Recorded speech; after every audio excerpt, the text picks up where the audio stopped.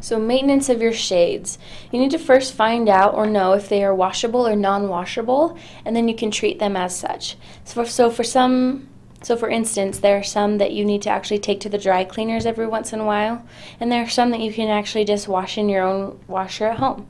So you need to know what you're dealing with and how you can best maintain it. You can vacuum them regularly with a brush attachment to prevent dust from being ground into the fabric every time you pull it up or down. It's the same with blinds. You just want to make sure that it stays clean. It's worth it in the long run to do a little bit every day and just keep it looking nice.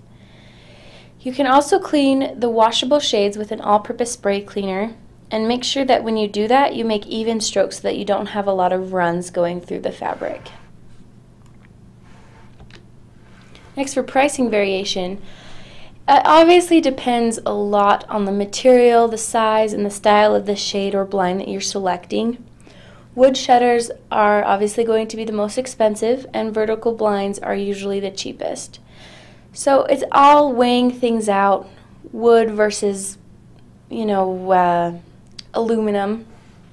Weigh it all out. They are most commonly priced by linear and square foot. The initial cost factors plus the energy conservation and the expected service life and maintenance are the major elements to consider in cost effectiveness of window systems. Basically, take into account what kind of energy conservation is going on, what kind of money you're going to have to spend to keep it up on maintenance and service, and also keep in mind the cost effectiveness of it. There are 5 major suppliers. Obviously there are more, but some of them include Smith & Noble, Hunter Douglas, Bali, Great Windows, and Levolor, or however you would like to pronounce that. Quality differences. We've kind of talked about this, but it all depends on the product really. Generally, the higher the quality, the more expensive the window covering is going to be because it is constructed or made of better materials and a higher caliber of construction. So basically you're getting what you pay for, and I think that's a very important concept because some clients are probably going to say, well, I don't want to spend that much, but it's quality of, if what you really want to spend for what you really want to get.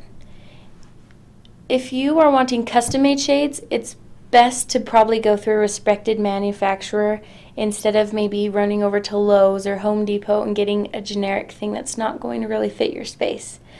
Aluminum blinds may be less expensive, but they do not compare to the quality of those that are made out of wood. It's just like I was saying, you got to weigh out what the pros and cons are, what kind of material it is, what it's going to look like. It just really all depends on the product.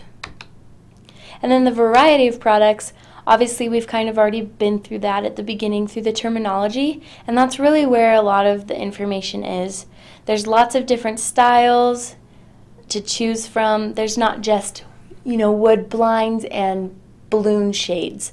There's tons of options out there, and you just need to get out there and look at them, figure out what works best for your space.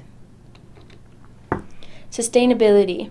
So window coverings are actually considered pretty environmentally friendly because they aid in insulation, which decreases heating and electrical uses. And mostly blinds are supplied with R value ratings, which we know are the unit's ability to restrict heat flow, and the higher the rating, the better the blind will insulate. So the implication of this in regards to sustainability is that the window coverings will keep heat in during the winter, I had a brain stoppage, and out during the summer. Disability considerations. This is obviously always something that you need to consider in any space, but especially for blinds and shades, you need to make sure that they have pull cords that are within a reach of a person that wants to lower them. Drapery, Drapery or Venetian blind control should not be in corners or over counters. They should be accessible and should be within 36 inches of the floor. It's definitely just a consideration to ease, and maintenance is a must. Controls for windows should be no lower than 28 inches and no higher than 42 inches. So that is taking into account babies all the way down to maybe older persons or handicapped persons who are in wheelchairs and are lowered to the ground. So continuing on with the baby considerations, you can install cordless window coverings in young children's bedrooms and sleeping areas, just so that they aren't tempted to taste out that tassel or, play with it or wrap it around, whatever. So you can move beds, cribs, furniture, toys away from the windows and window cords to completely avoid it altogether. Well, not completely because the baby's still in the room, obviously, but that will change the setup of the room.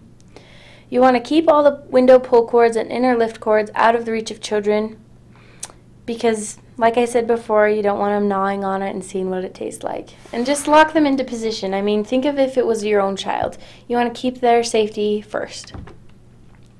Fire codes. If it covers more than 10% of the wall, it must have a code.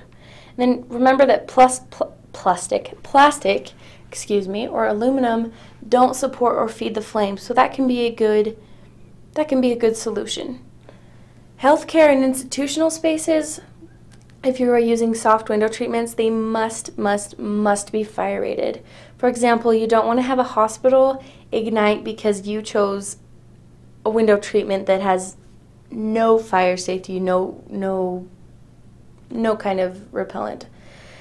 It is a good idea also if you could get your certificate of flame resistance in case any kind of legal questions came up, but it is important that you keep in mind the fire codes and obviously make smart decisions. It shouldn't be that too difficult.